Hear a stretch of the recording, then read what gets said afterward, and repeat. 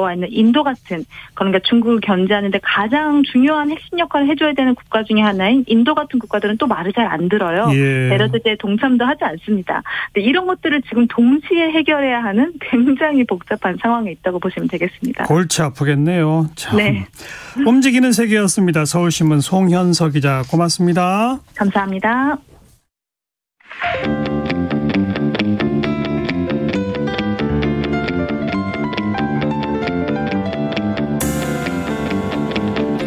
돌아가지 않습니다. 직진 본능 직설하고.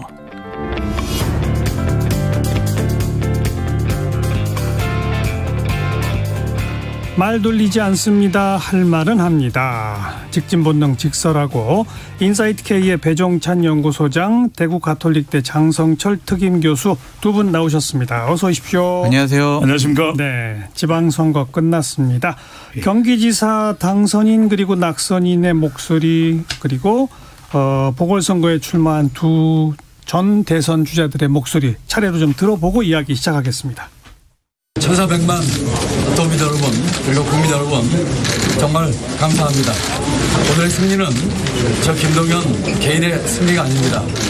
변화를 바라는 간절함과 열망이 함께 어우러서 오늘의 승리를 만들어주셨습니다. 이 과분한 지지에 감사를 드립니다. 그리고 경기도지사에 당선되신 김동연 후보님께도 축하의 인사를 전합니다. 윤석열 정부와 협치해서 좋은 도정으로 경기도민 여러분들께 보답해 주시기를 부탁드립니다.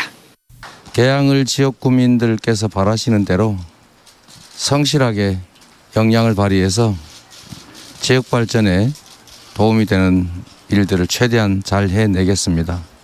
이제 윤석열 정부의 성공을 뒷받침하고, 그리고 대한민국의 새로운 변화를 위해서 여기 계신 모든 분들과 끝까지 함께 하겠습니다. 네, 김동연 당선인 그리고 김은혜 전 의원, 이제 의원이 된 이재명, 안철수 두 의원의 목소리까지 들어봤네요. 두 분 지방선거 결과는 예상대로죠? 그렇죠.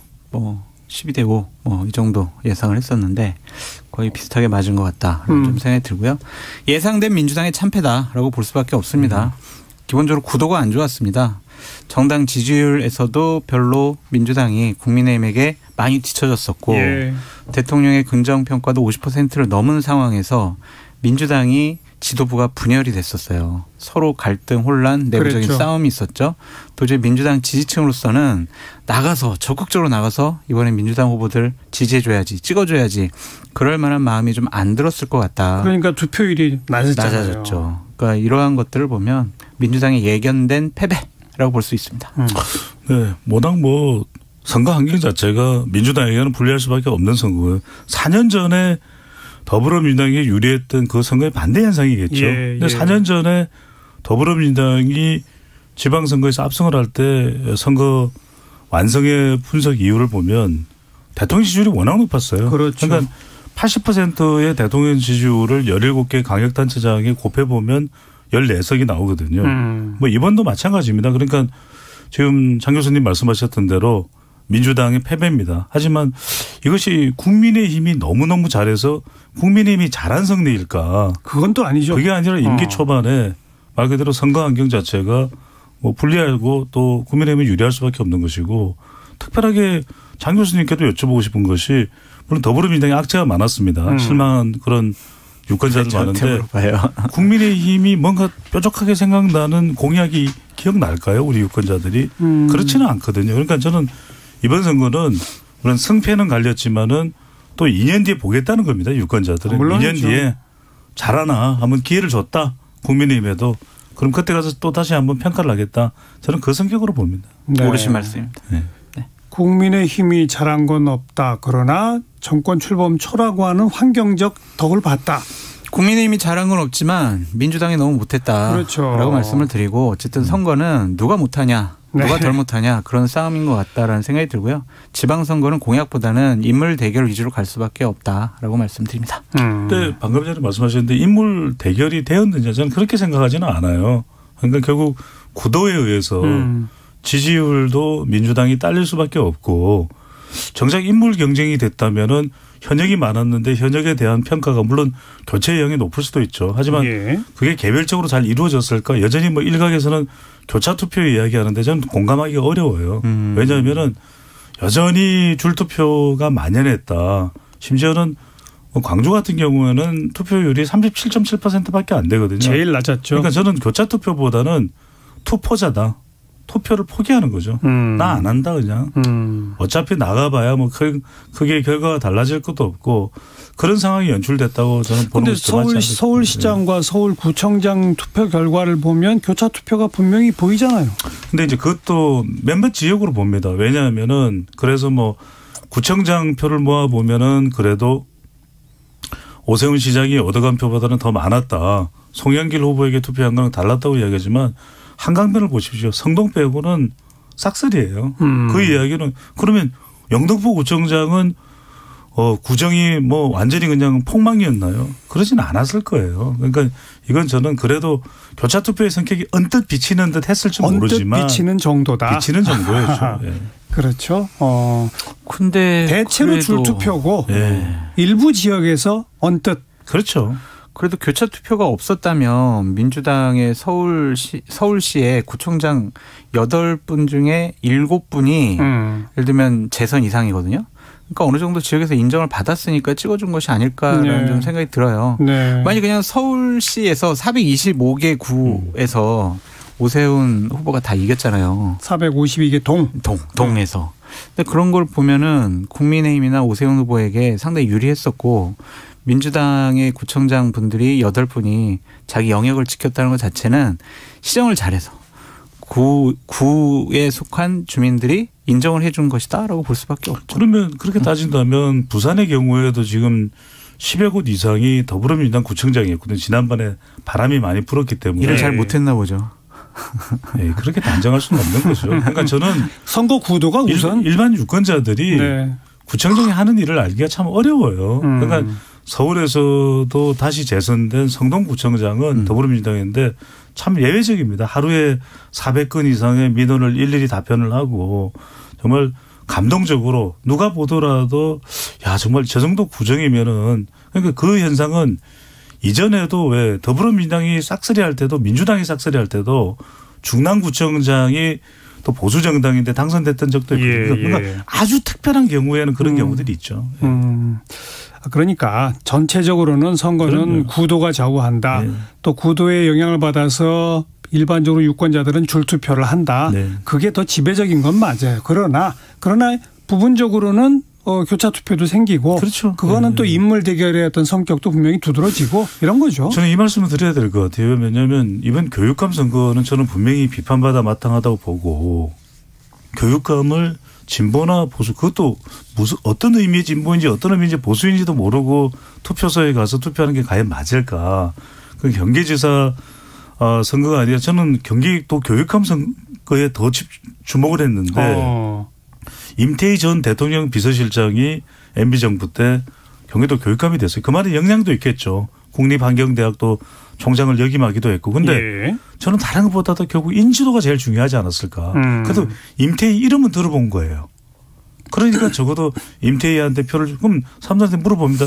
임태희 경기도 교육감 당선자가 이야기한 교육정책에 대해서 기억나는 게 있으세요? 있을까요? 인지도 그냥 그걸로 결론 났고. 저는 그렇게 투표를 한다면 분명히 이 교육감 선거만큼 좀 뜯어 고쳐야 되는 거죠. 고쳐야죠. 자, 그건 그렇고 지금 뭐 아까 투포자, 투표 포기자라는 발언까지 나올 정도로 민주당이 못했다라고들 다들 이야기하셨는데 여러 가지가 지적되잖아요. 뭐 서울시장이나 인천 계양 공천 자체가 잘못돼서 그것이 이 선거 패배로 이어졌다는 분석도 있고 뭐 검찰 수사권 조정 같은 거를 밀어붙인 거 그거의 역풍 때문이라는 얘기도 있고 뭐 당 지도부 내분 때문이라는 얘기도 있고 또 뭐 연달아 터졌던 그 성비위 사건 이런 것 때문이라는 얘기도 있고 뭐 여러 가지 지적하잖아요. 두 분은 뭐가 제일 문제라고 보세요? 전 두 가지라고 봅니다. 구도 자체가 안 좋았기 때문에 내가 나가서 민주당 후보를 찍어줘도 이번에는 당선되기 어렵겠구나라는 기본적인 체념이 있었던 것 같다라는 생각이 들고, 또 하나는 지도가 싸우잖아요. 계속 박지원 비대위원장, 윤호중 비대위원장 싸웠고, 송영길 서울시장 후보를 공천 한 해, 만에 뭐 전략 공천 한 해, 아니면 컷오프 한 해, 경선 한 해, 이거 가지고 한 20일 동안 싸웠잖아요. 그러니까 지도부의 이런 혼란한 모습에 대해서 민주당 지지층들이 좀 많이 실망을 한 것 같아요. 그래서 자업자득이죠. 그러니까 선거는 어쨌든 공천 잘못 이런 거는 크지 않다. 근데 송영길 후보 외에 또 누가 있었을까라는 생각이 들어요. 외부에서의 어떠한 명망가를 영입할 수 없었다면 내부에서 어쩔 수 없는 선택이 아니었느냐라는 생각이 듭니다. 뭐 다른 분들은 나가려고 하지 않았잖아요. 박주민 의원도 그렇고, 예를 들면 또 박용진 의원 같은 경우는 처음부터 박주민 의원은 나가려고 하다가 뭐 중간에 포기했죠. 법사위 뭐 분이 검수완박 처리해야 된다, 뭐 간사 때문이다 그랬는데 나가기 싫은 거였죠. 본인이 질 것 같으니까. 그래서 어쩔 수 없는 선택이 아니었느냐라는 생각이 듭니다. 저는 이런 가정을 한번 해봅니다. 저도 웬만하면 가정을 안 하는데 다른 이유가, 분명한 이유가 있기 때문에 이 말씀을 드렸는데, 저는 공천 이재명 의원이 출마를 하고 송영길 후보가 출마한 것 때문에 선거가 폭망했다? 그러면 두 사람이 안 나왔으면 더불어민주당이 압승했습니까? 저는 그렇지 않았을 거라고 봐요. 이미 기울어져 있는 상황에서 오죽했으면 이재명 위원장이 나와달라. 그래야 그래도 우리가 버틸 수 있다. 그 이야기를 누가 했죠? 그다음에 두 번째. 결국 그러면 송영길 후보 말고 다른 대안이 있었어야죠. 이낙연 전 대표가 정말 생적사 사적생으로 나오든지, 박영선 전 장관도 개인적인 가정의 집안의 일 때문에 못 나온다고 했거든요. 그렇다면 어차피 나올 수밖에 없는 상황이었던 거예요. 저는 두 가지다. 왜 더불어민주당에 대해서 투포자가 생겼느냐. 저는 명분과 능력이라고 봅니다. 하나는 이제 검찰 수사권, 기소권, 이 부분은 제가 우리 시간을 통해서도 말씀드렸는데, 저는 객관적으로 말씀드렸던 게 이게 지금 호응을 못 받고 있다. 국민들의. 그 이야기는 검찰 권력이 비대화됐다라는 거, 검찰 권력의 문제점을 국민들이 모르는 게 아니라 왜 이렇게 조급할까? 왜 이렇게 설명도 없을까? 왜 이렇게 강행할까? 두 번째는 뭐냐면 저는 인사청문회 능력이었다고 봐요. 적어도 사흘 밤 나흘 밤을 새서라도 한동훈 장관 후보자, 지금 장관입니다. 정조준 했지 않습니까? 그럼 능력을 보여줬어야죠. 그런데 나와서 이모 영리법인, 저는 여기서 오히려 실수했죠. 저는 여기서 이 시점을 통해서 그때가 5월 초였거든요. 5월 초부터 정당 지지율이 달라져요. 정당 지지율이 달라진 큰 이유는 문재인 대통령이 퇴임되면서 구심점이 없어졌고, 이런 무능력함 그리고 무명분, 저는 이 부분이 결과적으로는 투표하러 가지 말자, 피곤하다, 이런 상황으로 연계됐다고 봅니다. 그런데 선거 끝나자마자 민주당 내부에서는 물론 뭐 하루 이틀 이후에 좀 잦아들긴 했습니다만 이재명 책임론을 두고 양분되는 모습을 보였잖아요. 두 분은 이재명 책임론에는 거의 동조를 안 하시는 거네요. 그러니까 이재명 책임론이요, 그냥 이재명 후보 때문에, 이재명 의원 때문에 선거에서 패배했다, 참패했다, 이게 아니라 이재명 후보가 전당대회에 나가지 못하도록 상대 다른 계파와 다른 진영에서 공격하는 거라고 좀 보여져요. 그러니까 총괄 선대위원장이었으니까 당연히 선거 패배의 책임은 있죠, 종합적으로. 근데 기본적으로 민주당이 선거에서 좀 패배할 것이라는 예상은 많았잖아요. 그런 상황에서 계속 누구 특정인의 책임을 묻는다는 것 자체가 전당대회 나오지 마, 전당대회 나오기만 해봐, 그냥 이러한 하나의 사전 공격이 아닌가라는 생각이 듭니다. 그리고 그 사전 공격하는 사람들은 자기들이 전당대회에 나가서 당권을 쥐려고. 그렇죠. 기본적으로 이낙연계에서 그런 식으로 얘기를 하고 있고, 그쪽에서는 이틀 전에 이런 얘기까지 했잖아요. 송영길, 이재명, 이 두 사람이 공천된 과정을 우리가 조사해야 돼, 이런 얘기까지 했거든요. 맞아요. 그러니까 이런 것들을 보면 저 사람들을 견제하는 그런 모양새라고 볼 수밖에 없죠. 저는 이게 이재명 의원이 왜 책임이 없겠습니까? 저는 책임이 많다고 봐요. 대선 패배의 책임도 있고, 또 지방선거에 진두지휘를 했지만 그 역할을 충분히 못했지 않습니까? 그러니까 관우 정도 될 정도의 파괴력으로 생각을 했었는데, 그나마 쫓기고 있는 유비가 더불어민주당이라면 관우 정도의 실력 발휘가 될 줄 알았는데 그렇지 못했잖아요.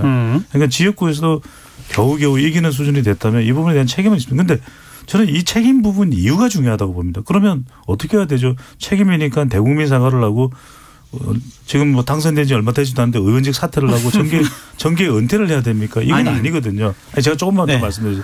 저는 결국 대안이 중요하다고 생각합니다. 어떤 대안을. 그러니까 책임이 있고 이낙연 전 대표도 책임이 있고 저는 박용진 의원도 책임이 있고 박지원 전 비대위원장도 책임이 있고 그다음에 뭐 다 커요. 이 책임으로부터 저는 자유로울 사람이 아무도 없다. 하지만 중요한 것은 이럴 때일수록 분열이 아니라 재결집과 혁신을 할 수 있는 동력을 만드는 것이 저는 더 중요하다고 봐요. 그냥 강 건너 불구경하듯이 훈수 비판 정치는 안 된다. 오히려 지금 지지율이 더 떨어질 수 있다면 읍참마속을 하고 전화위복의 계기로 만들어야 된다는 생각이 듭니다. 근데 읍참마속을 주도할 만한 그 주도 세력이 없어요. 구심점이 없죠. 네, 구심점이 없고 지금 결국에는 이재명 후보 같은 의원 같은 경우엔 전당대회에 나가서 당대표 먹고 2024년 자기 사람들 공천하고 2027년 대선 출마하려는 로드맵을 갖고 있을 거예요.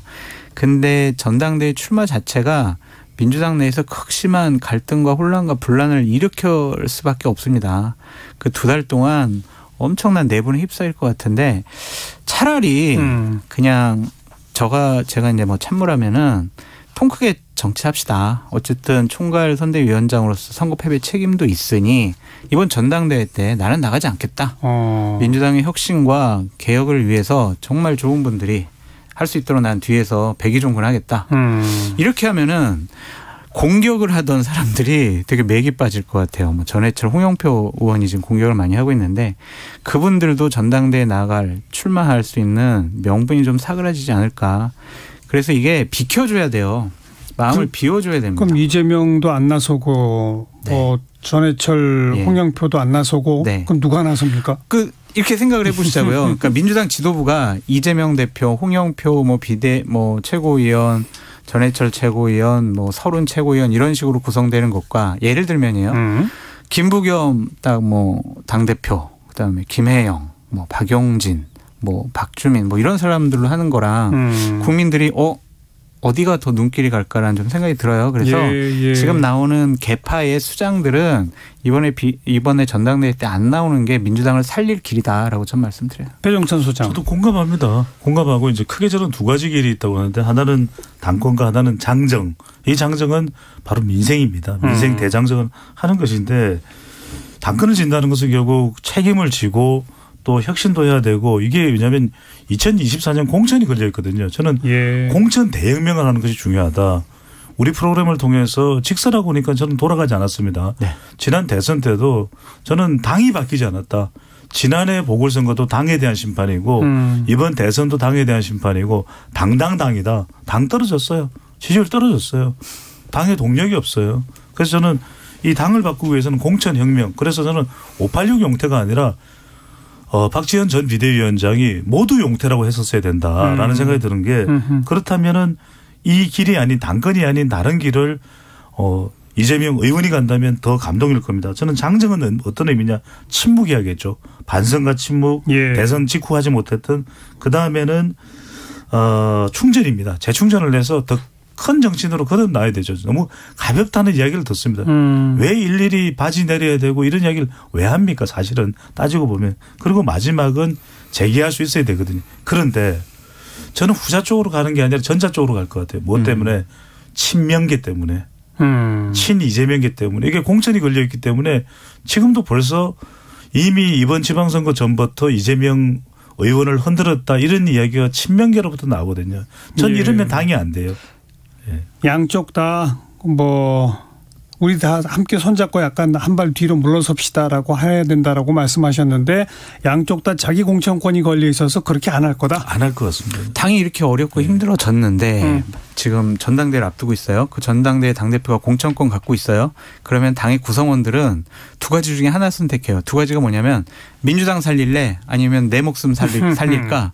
내 목숨 살리려고 그래요. 왜냐하면 공천 못 받으면 정치 생명의 끝이니까. 그래서 당보다는 본인들 정치적인 입지를 더 생각할 수밖에 없다. 그래서 참 아주 혼란스럽고 국민들이 보기에 좀 짜증나는 전당대가 될 수도 있을 것 같아요. 그러니까 지금 내용상으로 어떻든 간에 결국 국민들은 정당 지지율 조사를 보면은 한 정당에 잘하고 못하고를 묻지 않아요. 네. 그러니까 결국 상대적인 것이거든요. 그러니까 더불어민주당 지지율이 내려가면 국민의힘은 조금이라도 올라갈 수밖에 없는데 국민의힘은 혁신 이야기가 나옵니다. 그것도 뭐 여러 가지 또 분석을 하고 해석을 하는 갖가지 다양한 목소리가 나오는데 그러면 비교가 되거든요. 한쪽은 혁신 일을 한다는데 한쪽은 전당대회 가지고 싸워. 그러니까 지금 저는 민주당이 앞으로 정말 어떻게 되느냐의 절체정명의 분기점에 예. 오늘 현재 서 있는 거죠. 그런데 멀리 갈 것도 없습니다. 2017년 대선에 지고 2018년 지방선거 지고 2020년 총선에 질 때 네. 지금의 국민의힘이 윤석열 카드 등장하기 전에 지금의 국민의힘이 어땠는지 한번 돌이켜보세요. 그러니까요. 똑같은 계속 모습입니다. 위기다 쇄신해하자 변하자 했지만 안 변하고 자기들끼리 네. 싸우고 그러지 않았습니까? 정당은 참 선거를 통해 뜨거운 맛을 봐도 그게 안 되나 봐요. 근데 이런 게 있어요. 국민의힘 같은 경우는 2020년도에 황교안 체제의 긍정적인 면이 하나가 뭐냐면 친이 친박 개파를 없앴어요. 정말. 그래가지고 국민의힘이 다시 건물을 질 수 있을 만한 토대를 마련한 거였고 2021년 6월 달에 아주 획기적인 일이 일어났죠. 이준석이 당대표가 된 겁니다. 예. 만약 그때 당대표에 주호영, 뭐 나경원 이런 의원들께서 당대표에 됐었으면은 아마 국민들이 쟤네들 또 기득권 정당 변화하지 않는구나 맞아요. 그랬을 거예요. 근데 예. 이준석이라는 새로운 인물이 딱 당대표를 하니까 국민들이 눈길을 주기 시작했고요. 아니 그러니까 그때 국민들이 오죽했으면 이준석을 대표로 뽑았겠어요. 그렇죠. 그러고 그 나서 당이 얼마나 싫었습니까 그동안에. 그렇죠. 예. 그러니까 그러한 것을 당원들도 인정을 해준 거였었거든요. 그러니까 민주당도 똑같은 거예요. 똑같은 인물, 과거에 기득권 세력화가 되었던 그리고 주도권을 가졌던 사람들이 이번에 또 당권을 잡으면요. 국민들 쳐다보지 않습니다. 그러니까 이게 참 깜짝 놀랄 일이 우리 청취자분들께서는 전국 동시에 실시되는 선거가 3개인 줄 아시거든요. 그런데 내년에 선거가 또 하나 있습니다. 뭔지 아십니까? 조합장 선거예요. 조합장? 전국 조합장 선거예요. 제가 이 말씀을 왜 드리냐면 조합장에 나가는 사람들도 지금부터 준비해요. 어떤 조합이요? 1년을 아니 우리가 말하는 농협, 축협 이런 조합장 선거가 벌써 이제 전국 동시 4년 임기로 해서 실시되는 게 이제 3회째예요. 그런데 무슨 말씀을 드리려고 하냐. 대선에서 지면 이런 이야기합니다. 그래 우린 차라리 야당하는 게 나았어.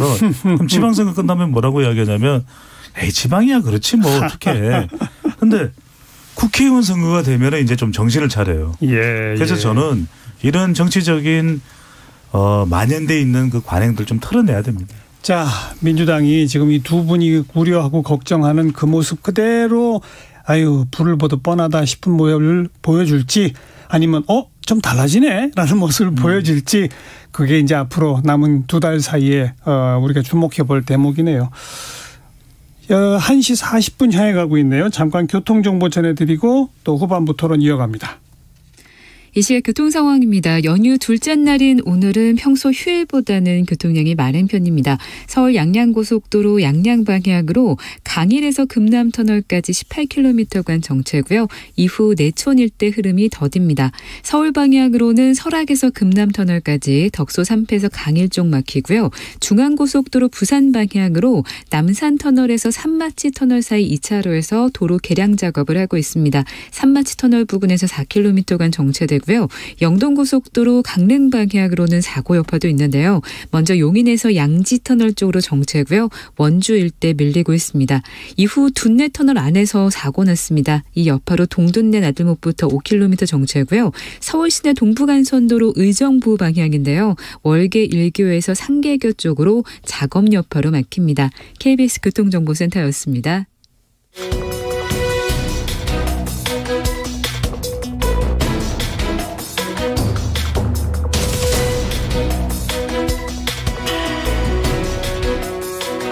여러분께서는 직진 본능 직설하고를 듣고 계십니다. 정관용의 시사본부 일요일 2부 직진 본능 직설하고 인사이트 K의 배종찬 연구소장 대구 가톨릭대 장성철 특임 교수와 함께하고 있습니다. 조금 아까 장성철 교수가 이 차기 민주당 지도부 예로 들면서 김부겸 대표라는 말을 했는데 네. 정계 은퇴를 사실상 했잖아요. 은퇴했으니까 나설까요? 나서야죠. 그런 분들이. 그러니까 이게 개파의 이해관계를 떠나서 민주당과 진보 진영을 그냥 객관적으로 사심 없이 살릴 수 있는 사람. 특히 공천 같은 경우에 어떤 자신의 이해관계에 따른 것이 아니라 정말 제대로 된 야당을 만들어 보기 위한 몸부림을 할 수 있는 사람은 김부겸 전 국무총리 정도가 아닐까? 이미지도 괜찮잖아요. 국민들이 보기에도. 네. 좀 괜찮은 카드 같아요. 뭐 다른 분들도 찾아봐야 되겠죠. 또 다른 카드 떠오르는 분 있어요? 저는 일단 사람을 이야기하기 전에 그럼 김부겸 전 총리가 당대표가 되면 문제가 해결될까요? 저는 그렇지 않다고 봅니다. 지금 장 교수 얘기는 네. 문제가 다 해결된다기보다는 지금 거론되는 뭐 이재명, 홍영표 이런 분들보다는 나을 거다 이런 얘기를 하는 거죠. 국민들의 관심을 끌기. 그런 시도는 가능하다고 봅니다만 전 더 중요한 것이 지금 오히려 전면에 나서야 되는 것은 민주당은 민주연구원이다. 왜 그런 말씀을 드리고 싶으냐 하면은 그러면 2012년에 대선에서 패배한 문재인 후보가 문재인 대표로 등장했을 때 당이 내용에 휩싸였느냐 그런 면이 있었거든요. 그런데 결과적으로는 저는 그 극복 과정을 한번 보십시오. 안철수도 나가고 박지원도 나가고 다 나갔어요. 김한길도 나가고 그런데 결국 그때 저는 정신 차릴 수 있었던 것은 민심을 보자. 그러니까 저는 김부겸 전 총리의 부심이 아니라 지금은 민심이다. 민주연구원에서 저는 민심이 뭐라고 얘기하냐 그걸 의원들이 모두 각성하고 저는 그 내용을 공유해야 된다고 봅니다. 왜 대선에 졌을까? 왜 지선에서 폭망했을까? 저는 그 민심을 가지고서 바뀌자. 예. 다 우리 자리를 다 내놓자. 저는 그럴 때 5월 동주가 아니라 정말 다시 한 번 더 재개할 수 있는 것이 되지. 누구를 세워야 된다? 그러면 친명계든 친문계든 가만히 있겠어요. 이 계파가 지금 나누어지는 그런 이야기가 나오는 것 자체가 저는 굉장히 지금 민주당으로서는 문제다라고 보는 거죠. 너무 당연하게 맞는 말씀인데 그래도 어쨌든 전당대회는 해야 되잖아요. 또 당 지도부는 뽑아야 되잖아요. 계속해서 비대위로 갈 수는 없는 제가 거잖아요. 말씀드렸듯이 저는 지금의 시나리오대로라면 지금은 이재명 의원이 침묵하고 있는데 이재명 의원이 나올 수밖에 없는 구조라고 보는 거죠. 예. 사람이 바뀌지 않으면. 왜? 그런 환경을 만들어줘야 이재명 의원도 그럼 나는 물러나 있겠다라고 하는 환경을 만들라는 거죠. 다른 이름 거론한다고 해서 계파 갈등이 사라지는 게 아닌 한 어쩔 수 없이 이재명이 나설 수밖에 없다. 아니 그러면 이상민 의원이 대표로 오면 이게 봉합이 될까요? 그러면 유인태 전 의원이 오면은 봉합이 될까요? 지지율이 더 떨어질 거예요. 왜냐하면은 비대위고 조기 전당대회고 아니면 8월 달에 지금 예정대로 하는 게 그건데 누가 오든 지지율이 내려가면 금방 당 내부는 시끌시끌해질 수밖에 없을 거예요. 네. 장 교수랑 조금 바라보는 관점이 다르시네요. 그러니까 저는 왜 자꾸 좀 계파색이 옅은 사람이 해야 된다라고 말씀을 드리냐면 특정 계파에서 당권을 잡으면요 상대 계파가 극렬하게 저항할 수밖에 없어요. 왜 저항을 하냐면 자기 공천권을 지키기 위해서. 그러면 민주당은 내부 분란에 계속 힘들게 싸울 수밖에 없습니다. 그런 모습 과연 민주당 지지율을 올리는 데 도움이 될까요? 저는 그래서 양쪽에서 한 발씩 양보해서 이미지 좋은 사람. 자, 아마도 이재명 의원 스스로가 그리고 이재명 의원계로 불려지는 핵심 인사들이 지금 이 고민들을 하고 있을 겁니다. 그렇죠. 어떤 고민의 결론 낼지 지켜보고 네. 국민의힘 얘기 잠깐만 하면 혁신위원회 만들겠다는 이준석 대표의 구상은 뭐라고 생각하세요? 두 가지가 있는 것이죠. 하나는 우리가 선거에 이겼지만 겸손하게 야당에 앞서서 당을 바꾸고 정치를 바꾸겠다라는 이미지를 주고 싶다라는 것. 또 하나는 윤핵관들을 향해서 내가 당대표야. 내가 당대표라서 내가 주도권을 갖고 있어. 나의 리더십, 지도력 그리고 나의 지위를 흔들지 않았으면 좋겠어라는 사인인 것 같습니다. 그러니까 예를 들면 왜 뒷얘기를 왜 하냐면 윤리위원회를 통해서 6월 30일쯤에 이준석 대표를 좀 징계하겠다라는 얘기가 나오고 있어요. 그러니까 내 위치를 흔들지 말아라라는 생각인 것 같습니다. 표면적으로는 장 교수님 말씀하신 그 반면교사의 의미가 있는 걸로 보여요. 왜냐하면 지금 희낙낙 그럴 때가 아니다. 여전히 여소해야 되고 그렇다면 지방선거 승리를 발판으로 해서 우리가 개혁하는 모습을 보여야 대통령의 지지율과 당의 지지율이 더 견인차가 될 것이고 그렇다면은 적어도 여사야대 국면에서 전국 주도권을 가져갈 수 있다고 보는 것이거든요. 근데 이게 왜 이제 우리가 논란으로 또 분석하는 이유는 뭐냐면 속내를 들여다보면 자기 방어 차원이 있을 거예요. 지금 징계위 윤리인가요? 윤리위에도 회부돼 있고 이게 또 이른바 윤핵관. 그러니까 결과적으로는 국민의힘도 당분간은 잠잠하겠지만 일정 시간이 지나고 나면 친윤 대 반윤이라고 이야기하는 그렇고 비윤의 또 대결 구도가 펼쳐질 겁니다. 결국 이준석 대표는 비윤 쪽일 수밖에 없는 것이거든요. 그렇다면 과연 비윤으로서 자기 방어에 기재가 있어야 된다. 그러다면 그건 공천권일 거예요. 그러니까 최재형 전 지금 의원이죠. 전 감사원장. 예. 전 감사원장이 지금 공천권도 논의될 수 있는 혁신위원회 자리가 바로 혁신위원회다 이야기하는 이유가 바로 저는 그 이유가 아닐까. 예. 그래서 결국 공천권을 어떤 식으로든 당대표에서 물러나고 난 이후에 이제 선거가 있기 때문에 바로 그 점까지도 이준석 대표는 물론 이걸 뭐 했을지 생각했을지 판단했을지 모르지만 그런 것도 감안되었을 수 있는 것이죠. 그런데 그 혁신위원회의 권한과 역할에 대해서 아직 좀 애매모호하잖아요. 근데 당대표가 공천제도를 확 뜯어고치는 그런 권한까지 줄 수 있나요? 줄 수 있죠. 안을 내가지고 최고위원회에서 그걸 의결을 하고 전국위를 통해서 또한 당원 당규를 고치면 되는 거니까 실무적인 부서로 보시면 될 거예요. 근데 저 당에 한 20년 넘게 있으면서 저렇게 공천제도 개혁하는 것을 지켜봤는데 특별한 내용이 없어요. 그냥 전략공천 얼마나 할까, 우선공천 얼마나 할까, 단수공천 얼마나 할까, 뭐 경선을 위주로 하자라는 것. 그다음에 당대표나 대선 후보를 뽑을 때 당원과 민심의 비율을 어떻게 할까. 이 정도지 뭐 획기적인 게 없더라고요. 글쎄 근데 뭐 시스템적으로 뭐 손봐야 될 것들이 노정됐다 이런 말을 했으니까 뭔지는 좀 뜯어봐야죠. 근데 그렇게 만들어도 공천관리위원장이 이제 공천 시즌에 오면은 자기 마음대로 다 하더라고요. 알겠어요. 안철수 의원은 어떻게 미래가 펼쳐질까요? 글쎄 저는 일단은 예상할 수 있는 것은 이제 원내 입성을 했으니까 원내 이제 다 진입을 했으니까 당권 도전을 하겠죠. 왜냐하면 개인의 힘이 워낙 미약하기 때문에 당대표가 돼야 이준석 대표의 경우에 볼 수 있듯이 그래도 조직의 힘이라는 것이 주변에 생길 수가 있거든요. 국민의당에서 이제 사실상 합당을 한 셈이니까 그렇다면 국민의힘 내부 깊숙이 들어갈 수밖에 없다. 이제 원내 그다음에 당권 그다음에 이제 대권 쪽으로 가겠죠. 하지만 이제 이 과정에서도 과연 얼마만큼이나 효율적으로 안철수 의원이 힘을 잘 끌어모을 수 있을지 없을지 정말 자칫 잘못하면 실망입니다. 이렇게 될 것이고 잘하면 희망입니다. 기대입니다. 이렇게 되겠죠.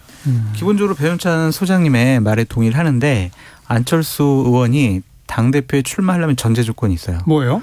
윤핵관들이 우리가 밀어줄게 나가시라라고 해야 돼요. 안 그러면은 본인이 지금 당에 합당을 한 지 당원이 된 지 며칠 안 됐잖아요. 그런 상황에서 나간다고 해서 국민의힘 당원들이 마음을 열고 그래 우리가 너를 당대표로 밀어줄게 그러지는 않을 것 같아요. 어느 정도 윤석열 대통령과 윤핵관들이 자 공천권은 우리가 행사할 테니까 당신 바지 사장해. 제가 이거 직설적으로 말씀드리는 건데 그런 것들에 대한 합의가 없으면은 본인 독자적인 판단과 생각과 힘으로 당대표에 나가기는 저는 힘들다고 봐요. 저는 장 교수님 말씀이 굉장히 중요한 것 같아요. 그래서 제가 아까 친윤과 비윤이라는 말씀을 드렸는데 결국 다음 총선까지는 국민의힘은 친윤과 비윤의 싸움일 거예요. 그렇다면 당대표에 도전하는 것도 친윤의 힘이 없이는 어려울 것이다. 그렇겠죠. 그렇다면은 기반이 없는 안철수 의원으로서는 친윤으로 갈 수밖에 없어요. 근데 친윤 내지는 뭐 윤핵관이 직접 당권을 잡는 건 안 되나요? 없잖아요, 지금. 그럴 만한 인물이. 예를 들면 이제 김기현 전 원내대표가 출마하려고 하는데 따져보면 없어요, 지금. 당대표급을 할 사람들이. 장제원 의원은 아직 그래도 당대표급은 아닌 것 같고. 그러니까 국민적인 인지도와 지지도가 있는 분이 어느 정도 있어야 당대표급인데 지금 국민적인 인지도와 지지도는 안철수 의원을 지금 당에서 당할 사람이 없거든요. 그리고 이제 총선 때 또 중요한 게 이제 중도층인데 결국 2024년 선거는 총선은 지금보다 더 중요하거든요. 윤석열 대통령에 대한 윤석열 정부의 중간평가 선거가 되는데 그래도 안철수 의원 그러면 글쎄 뭐 많이 희석이 되기는 했지만 여전히 중도층 견인에 대한 이미지는 있거든요. 그러니까 그렇게 본다면 당대표가 뭔가 선거에서 도움이 돼야 됩니다. 그런데 윤핵관 중에 누군가를 당대표로 했다 그러면 또 그 나물에 그 밥이야. 그 통속이야. 그냥 한 통속의 이미지가 되면 중도층은 참 따라오기 힘들거든요. 그런 면에서는 안철수 의원이 당대표가 됐을 때의 선거 효과가 또 있다고 판단할 수가 있는 것이죠. 그런 판단을 윤핵관들이 할 것이냐. 그렇죠. 대리인정 이른바. 근데 또 그랬다가 안철수 대표 만들었다가 뒤통수 맞을 수도 있는 거 아닙니까? 어떤 장치를 마련해 놓겠죠. 이렇게 철저하겠죠. 저는 뒤통수는 쉽지가 않은 것이. 알겠습니다. 아무래도 또 좀 아까 전제했던 안철수 의원은 기반이 없다. 네. 이 점 때문에 양쪽의 이해관계가 맞을 수도 있다. 이런 얘기 아니겠습니까? 맞습니다. 그것도 이제 한번 지켜보도록 하겠습니다. 네. 직진본능 직설하고 오늘 여기까지입니다. 인사이트K의 배종찬 연구소장, 대구가톨릭대 장성철 특임교수 두 분 수고하셨습니다. 감사합니다. 고맙습니다. 리아의 봄 잠깐 들으시고요. 저는 다음 주 또 뵙죠. 안녕히 계세요.